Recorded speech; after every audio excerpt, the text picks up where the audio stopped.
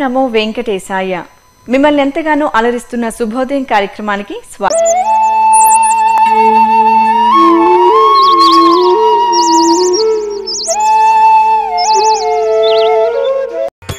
మన నిత్య జీవన విధానంలో ఏ విధంగా నడుచుకోవాలో ఎంతో మంది ఋషులు మనకు తెలియజేశారు.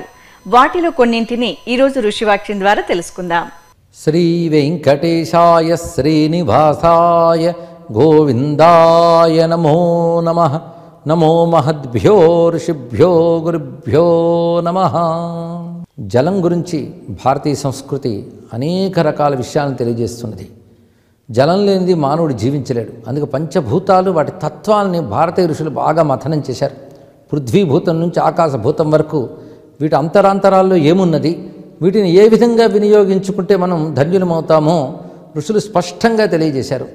అవి గ్రహించగలిగితే అధునాతన జీవనంలో కూడా మనం ఒక దివ్యత్వాన్ని, ఒక అద్భుతమైనటువంటి ఆనందాన్ని అనుభవించగలం. వీటి గురించి చెప్తూ ప్రకృతి నుంచి మనం ఏది స్వీకరించినప్పటికీ కూడా దానికి క్షోభ కలగకుండా ఏ విధంగా స్వీకరించాలి అనేది మన పెద్దవాళ్ళు చెప్పిన అద్భుతమైన అంశం. అందుకే నదుల్లో నీళ్లు తేవడం కానీ, నదుల్లో స్నానం చేయడం కానీ, అదేవిధంగా భూమి యందు పంటలు పండించేటప్పుడు కానీ, భూమిని వినియోగించుకోవడం కానీ, వీటికి అనేక నియమాలు ఏర్పాటు చేశారు.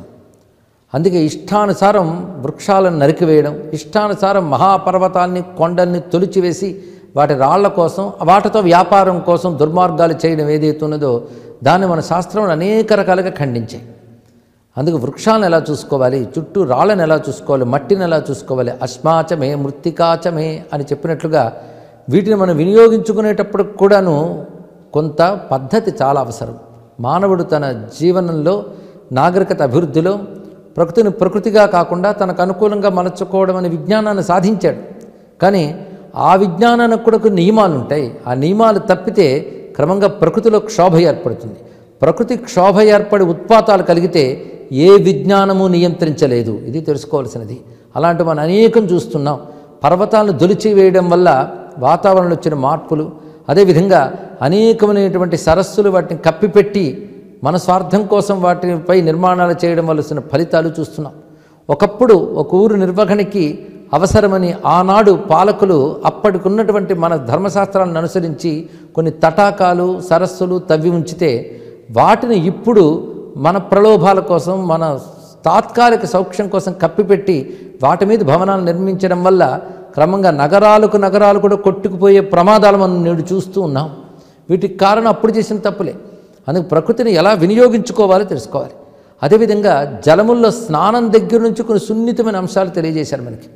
పైగా స్నానం అనేటువంటి సంస్కారం భారతీయులకి నిత్య జీవన విధానంలో ఉన్నది. ఇతర సంస్కృతుల్లో మనం చూస్తే వాళ్ళకి అలసిపోయాం అనిపించేటప్పుడు స్నానం, శరీరానికి అవసరం అనిపించేటప్పుడు స్నానం. కానీ మన కాలకు కాదు, నిత్యం ప్రాతస్నానం అనేది పెట్టబడినది. ఈ ప్రాతస్నాన విధి అని ఏ సంస్కృతులు ఉన్నదో ఆ సంస్కృతికి విజ్ఞాన శాస్త్రం బాగా తెలుసుని స్పష్టమైపోతున్నది. ఎందుకంటే రాత్రి నిద్రలేచిన తర్వాత మళ్ళీ ఆ రాత్రి శరీరమునందు ఏర్పడిన సర్వమాలిన్యాలు తొలగే స్నానం వలనే. ఈ స్నానం భగవన్నామస్మరణతో చేసుకుని ఆ జలాల్ని భగవన్నామం చేత మరింత శక్తివంతం చేసుకుంటున్నాం. శబ్దము వల్ల జలమునకు శక్తి ఏర్పడుతుందని ఇటీవల విజ్ఞాన శాస్త్రవేత్తలు చెప్తున్న అంశమే. అయితే మంచి శబ్దముల వల్ల మంచి శక్తి, చెడు శబ్దముల వల్ల చెడు శక్తి ఏర్పడుతున్నాయి. మంచి శబ్దం, మంచి భావం మన నుంచి ప్రసరించినప్పుడు బయట పదార్థంలోకి సంక్రమిస్తుంది. అందుకే ఆ పదార్థాన్ని మళ్ళీ మనం వినియోగిస్తే ఆ మంచి చెడులు మనలోకి ప్రవేశిస్తున్నాయి. అది సద్భావాలతో చేసే స్నానం మొదలైనవే మనకి భగవన్ నామస్మరణతో, భగవన్ మంత్రములతో స్నానం చేయమని చెప్పారు. అఘమర్షణ స్నాన మంత్రములని వేదాల్లో కొన్ని ఉన్నాయి. ఆ మంత్రములతో స్నానం చేయడం ఆ వేద మంత్రములు తెలిసిన వాళ్ళు చేస్తారు, లేని వాళ్ళు భగవన్ నామాలతో చేస్తారు. గోవిందేతి సదా స్నానం, గోవిందేతి సదా జపం అని చెప్పినట్లుగా. ప్రాతస్నానం హరేత్ పాపం అలక్ష్మీం గ్లానిరేవచ అనేటువంటి సూత్రం ఉన్నది.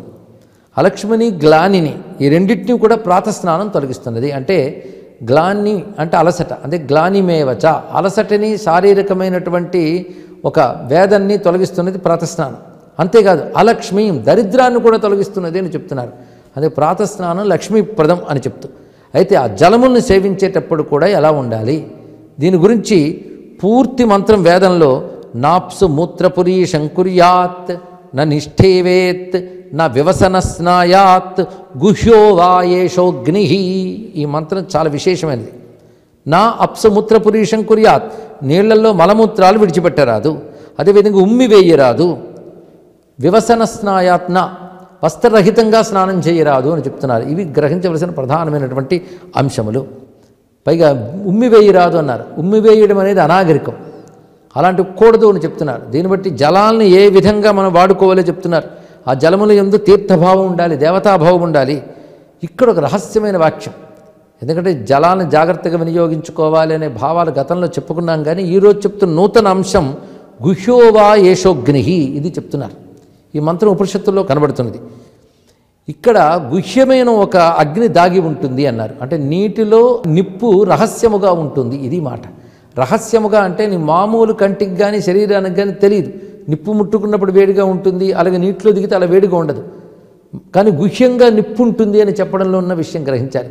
నీటిలో అటువంటి లక్షణం ఉంది కనుకనే అవి మనం తాగినప్పుడు శరీరాన్ని అది శుద్ధి చేయగలుగుతుంది, జీర్ణాదులు చేయగలుగుతుంది. అంటే దానిలో ఉన్న అగ్ని యొక్క లక్షణం, వాటిలో ఉన్నటువంటి అగ్ని. అందుకే ప్రాతకాలంలో వాటిలో స్నానం చేసినప్పుడు వాటిలో ఉన్నటువంటి అగ్ని తేజస్సు కూడా మనలో సంక్రమిస్తుంది. భావం తెలుసుకోవాలి. అగ్ని సాక్షాత్ భగవత్ స్వరూపుడు. అలా అగ్ని యందు ఉమ్మి వేయడం మొదలైనవి ఎలా చెయ్యరాదో నీటి యందు కూడా అలాంటివి చెయ్యరాదు అని చెప్తున్నారు ఇక్కడ. అందుకే జలాలని కలుషరహితంగా ఉంచాలి అనేది ఋషులు చెప్పినటువంటి గొప్ప మాట, అది తెలుసుకోవాలి. జల కాలుష్య నివారణ ఇలాంటి మంత్రాన్ని అర్థం చేసుకుని జీవితంలో అమలుపరిస్తే తప్పకుండా సాధ్యమవుతుంది. అది నీటి కాలుష్యం పోవాలన్నా దానికి ఏం చేయాలో మన ధర్మశాస్త్రం చెప్తున్నాయి. గుహ్యోవా ఏషోగ్ని అనే మాట చాలా అద్భుతమైన మాట. శివుడు అమ్మవారితో చెప్తూ ఒక మాట అంటాడు గంగానది గురించి. గంగానది కేవలం నీరు కాదు సుమా, అది నిప్పు అన్నాడు. ఎలాగో అంటే అస్మత్తేజోగ్ని గర్భ అని ఒక మాట అన్నాడు. నా తేజస్సు అందులో ఉన్నది అన్నాడు. అంటే శివుని యొక్క తేజోరూపమైనటువంటి ప్రభావం గంగాజలాల్లో ఉందిట. అలా భారతదేశంలో పుణ్యనదులన్నింటిలో కూడా దేవతల తేజస్సు ఉంటుంది. అటువంటి పవిత్ర భావంతో ఎవరైతే ఆ జలాన్ని సేవిస్తారో, అందుకే వస్త్రములు లేకుండా ప్రవేశించరాదు నీటిలోకి అన్నారు. వస్త్ర సహితంగానే స్నానం చేయాలి కానీ వస్త్రరహితంగా కాదు. అదేవిధంగా మాలిన్యాలు నీటిలో కానీ నీటి పరిసరాల్లో కానీ విడిచిపెట్టరాదు. ఇటువంటి పవిత్ర భావాలతో నదిలో దిగాలి. అంతేకాదు నది నీటిలో ఈతలు కొడుతూ చేతులతో కొట్టరాదన్నారు. ఇది కూడా ప్రధానమైన అంశం. అంటే జలకాలాటలకు నదులు కావు, అవి జనాలకి తాపాన్ని దాహాన్ని పోగొట్టడానికి, సస్యాలు పండించడానికి వినియోగింపబడవలసినది. అందుకు దాన్ని సేవించేటప్పుడు పద్ధతులు ఇవన్నీ తెలుసుకోవాలి. మన యొక్క స్నానం అనే విధానంలో ఋషులు చెప్పిన పద్ధతులు, ఇప్పుడు మన ఆరోగ్య సూత్రాలకు సంబంధించిన వైద్యశాస్త్ర వాక్యాలు చెప్పుకున్నాం, అలాగే వేదమంత్రములు కూడా తెలియజేసుకున్నాం. ఆ రెంటికి ఉన్నటువంటి అనుబంధం చూస్తూ మనం ఆ ప్రాతస్నాన వైశిష్ట్యం, తీర్థస్నానం యందు ప్రవర్తించవలసిన విధానం తెలుసుకున్నాం. ఇటువంటి జల విజ్ఞానాన్ని అందించినటువంటి ఋషులకు నమస్కరిస్తూ, పరమాత్మ స్వరూపమైన కాలంలో ఒక్కో మాసానికి ఒక్కో విశిష్టత ఉంది. మనం కార్తీక మాసంలో ఉన్నాం కనుక కార్తీక మాస వైశిష్ట్యాన్ని కొంత తెలుసుకుందాం. బుద్ధ రూపం సమాస్థాయ సర్వరూపపరాయణ మోహయన్ సర్వభూతాని తస్మై మోహాత్మనే నమః. దశావతార మూర్తులలో శ్రీ మహావిష్ణువు ధరించినటువంటి ఒక విశిష్టమైనటువంటి రూపం బుద్ధ స్వరూపం. ఈ బుద్ధావతారం అనేటువంటిది కపిలవస్తు రాజ్యానికి సంబంధించినటువంటి శాక్యముని బుద్ధుడైనటువంటి బుద్ధుడని లోకంలో ఒక ప్రచారం ఉన్నది. కానీ మనకు భాగవతాది పురాణాల్లో కనుక తరచు చూసినట్లయితే అక్కడ కనబడేటువంటి బుద్ధుడు మరొక బుద్ధుడు. ఆయన త్రిపురాసురులు వారు ఎగిరేటువంటి నగరాలను బ్రహ్మ యొక్క వరంతో నిర్మించుకుని శివుని నిత్యం ఉపాసిస్తూ శివుని యొక్క అనుగ్రహంతో అద్భుతాద్భుతమైనటువంటి శక్తి సంపన్నులై లోకాలన్నింటినీ కూడా వారు పీడిస్తూ ఉన్నటువంటి సమయంలో వారికి ఒక విశేషమైనటువంటి కోరిక ఏమిటంటే తాము శివుని చేతిలో మరణించాలి అని. శివభక్తుల్ని శివుడు సంహరించడు కనుక దేవతలందరూ విష్ణువుని ప్రేరేపిస్తే విష్ణువు ధరించినటువంటి ఒక ప్రశస్తమైనటువంటి అవతారం ఈ బుద్ధావతారం. ఒక రకమైనటువంటి నాస్తికవాదాన్ని ఆయన కల్పించి బృహస్పతిని శిష్యునిగా చేసుకొని నారదుని ఒక శిష్యునిగా చేసుకొని వారితో పాటు ఒక సుందరమైనటువంటి రాజకుమారునిగా ఆయన ఈ త్రిపురాసురుల యొక్క రాజ్యంలోకి ప్రవేశించి ప్రతి నగరంలో కూడా మీకంటే మించినటువంటి దైవం వేరెవరూ లేరు, మీరు మరొక దేవతా ఉపాసన చేయవలసినటువంటి అవసరం లేదు, భాగ్యం అదృష్టము ఇటువంటివన్నీ కూడా వేరే ఇంకొక రకమైనటువంటి ఆలోచనలు కాదు, కేవలం ఆత్మోపాసన వల్లే సర్వవిధములైనటువంటి సౌఖ్యములు కలుగుతాయి అని వారికి ఉద్బోధ చేసినటువంటి అవతారం ఈ బుద్ధావతారం అన్నమాట. అందుకని బుద్ధ రూపం సమాస్థాయ అంటే బుద్ధునిగా రూపాన్ని పొంది సర్వరూప పరాయణ, ఆయన యొక్క ఇతర రూపములు లోకంలో ఉండేటువంటి మిగిలిన అన్ని రూపముల కంటే కూడా మించినటువంటి ఒక దివ్యమైనటువంటి సుందరమైన రూపం అన్నమాట. ఆ రూపం చూస్తేనే చాలు అందరికీ మోహం కలుగుతుందన్నమాట. అందుకని మోహయన్ సర్వభూతాని, సమస్త జీవుల్ని కూడా మోహింపజేసేటువంటి ఆ ముగ్ధమోహనమైన దివ్యమైనటువంటి ఆ సుందరమైనటువంటి యవ్వనంతో కూడుకున్నటువంటి ఆ రూపాన్ని ప్రదర్శిస్తూ ఉన్నటువంటి తస్మై మోహాత్మనే నమః, అందరినీ మోహింపచేసేటువంటి రూపాన్ని ధరించినటువంటి ఆ బుద్ధుని యొక్క మోహన రూపం ఏదైతే ఉన్నదో ఆ రూపం మిమ్మల్ని అందరినీ అనుగ్రహించుగాక అని అందరూ కూడా ప్రతి ఒక్కరూ భావించుకుంటూ ఆ మోహాత్మ స్వరూపుడైనటువంటి బుద్ధునికి నమస్కరించుకోవాలి. దానివల్ల మనకు ఈ కలికల్మషానికి సంబంధించిన మోహాలన్నీ కూడా తొలగిపోతాయి.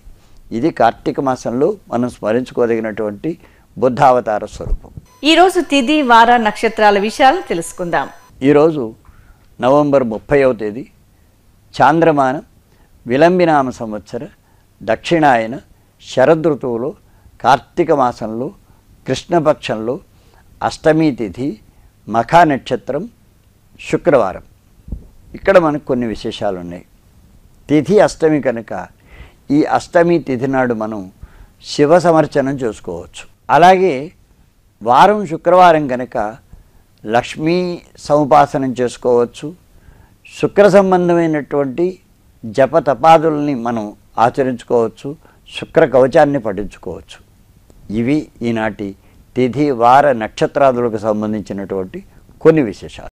ఈనాటి శుభోదయం కార్యక్రమం మిమ్మల్ని ఎంతగానో అలరించిందని ఆశిస్తూ రేపటి శుభోదయం కార్యక్రమంలో కలుసుకుందాం. ఓం నమో వెంకటేశాయ.